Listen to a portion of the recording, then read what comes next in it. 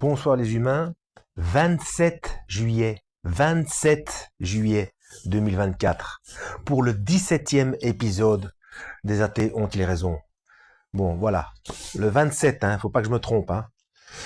En fait, je me suis pas trompé, mais c'est parce que je voyage dans le temps, vous voyez. Maintenant, si vous croyez pas à celle-là, je vous en raconte une autre. Mais non, je plaisante. Et pourtant, effet Mandela, etc. Ouh, mystère. Bon, alors, 17e épisode, le 27 juillet 2024. Vous avez vu ça, ce film, Un jour sans fin? J'espère que je vais pas tomber là-dedans. Un jour sans fin avec... j'ai oublié le nom de cet acteur. C'est l'acteur... il faisait un des trois ou quatre dans Ghostbusters. Bill Murray, je crois qu'il s'appelle. Bill Murray. Un jour sans fin. Oh, la vache. Purée. C'est peut-être ça que je suis en train de subir, je ne sais pas. Non. Bon. Alors, point numéro 6. L'insignifiance de l'homme et de la terre prouve que l'homme n'est pas l'objet d'une destinée particulière. Dès lors, il ne saurait procéder d'un dieu. Cet argument se fonde sur l'idée que l'homme et la terre sont insignifiants au sein de l'univers. Ouais, au niveau de la taille, oui, pas grand-chose. Or, cette insignifiance semble incompatible avec le fait que l'homme puisse prétendre être le chef-d'œuvre de la création. Dans cette perspective, on voit mal comment l'homme pourrait être le bénéficiaire d'une destinée immortelle accordée par un Dieu tout-puissant. Ceux qui défendent cet argument rappellent que la Terre n'est pas au centre de l'univers, qu'elle n'est qu'une petite planète qui tourne autour du Soleil et non l'inverse, que notre système solaire lui-même est insignifiant, rien qu'une poussière dans une galaxie, elle-même perdue au milieu de milliards d'autres galaxies, quelque part au fond de l'univers. Surtout, il met en avant que l'homme dont on parle n'est que le descendant de primates et que son apparition n'est rien d'autre que le résultat de processus physico-chimiques parfaitement fortuits. Pour toutes ces raisons, l'insignifiance de l'homme et de la Terre leur semble incontestable et donc incompatible avec toute prétention d'une origine divine. Dès lors, la croyance en un Dieu auteur d'une destinée privilégiée pour l'homme ne serait que le reflet de son désir d'immortalité, un désir qui révélerait avant tout sa vanité et sa naïveté. Cet argument a pu avoir une certaine valeur il y a un siècle, mais il n'en a plus guère aujourd'hui. En effet, nous savons maintenant que les prémices de ce raisonnement sont fausses. Ah ouais, bah tu sais ce qui est faux, mon vieux. Ces prémices, c'est quand même pas avec deux S. Bon sang, ils ont écrit prémices avec deux S. Je vais avoir l'air fin, moi je vais avoir l'air crédible. J'aurais rien dû dire. Bon, dictionnaire. Non, prémisse c'est quand même avec un C. J'arrive. Mince, prémisse c'est avec deux S. Ça fait plus de 4 décennies que j'écris prémisse avec un C. En même temps, c'est le petit Larousse de 2006. Il y a un 6. Donc, c'est peut-être pas vrai. Vous avez vu ma vidéo où j'ai fait... où j'ai regardé ce qu'il y avait à la page 666 de... Je vais vous le refaire, attendez. Alors, j'espère qu'il fait assez clair et que ça va pas être trouble. Donc, vous voyez, la page... Je sais pas si vous la voyez. C'est la page 666. Et il y a le mot... Il y a le mot... Où c'est qu'il est? Il est là. Le mot marque à la page 666. Après, ouais, terrible la technologie. Quel bon point, dit. Bref.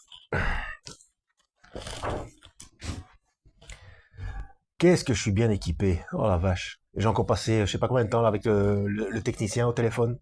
Je vais recevoir une nouvelle télécommande normalement. On va. Donc je recommence la phrase depuis le début.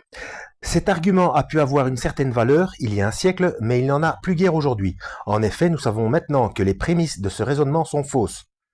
En plus, c'est une prémisse, c'est même pas un prémisse. Ou alors ça veut pas dire pareil. Enfin bref. La Terre n'est pas une petite planète perdue au fond de l'univers. Il en est de l'univers comme de la surface d'une sphère qui n'a ni centre ni coin perdu.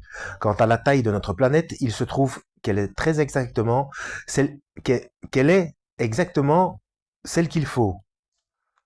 Oh, il a mis trop de mots là. Quant à la taille de notre planète, il se trouve qu'elle est exactement celle qu'il faut. Ah, la taille! Bah, elle a la taille qu'il faut. Bah ouais, sinon on serait trop lourd ou trop léger. En d'autres termes, sa taille est parfaite. Enfin, l'apparition de la vie et de l'homme n'est absolument pas un phénomène physico-chimique fortuit, comme le chapitre sur la biologie l'a amplement montré. Ouais, ça je vous ai pas lu, hein, mais bon.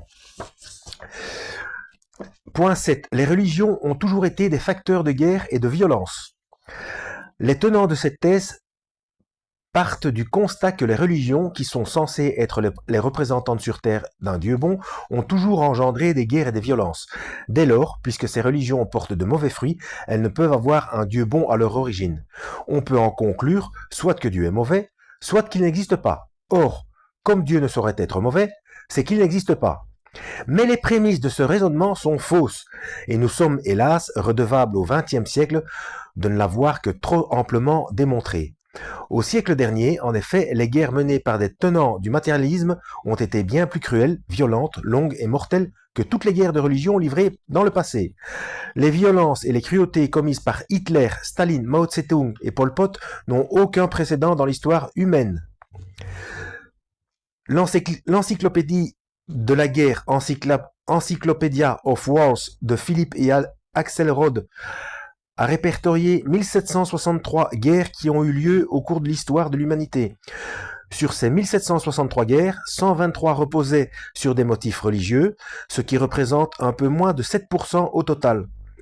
Non seulement les guerres livrées pour des motifs religieux ne sont pas aussi nombreuses que le pensent certaines personnes, mais aussi, toujours selon la même encyclopédie, le nombre de personnes tuées dans le cadre de ces 123 guerres à caractère religieux serait équivalent à 2% du nombre total des personnes tuées durant toutes les guerres. Ce qui veut dire que les guerres, entre guillemets, religieuses, font généralement moins de victimes que les guerres livrées pour d'autres motifs. Et il y a un lien internet, un lien informatique. Bon.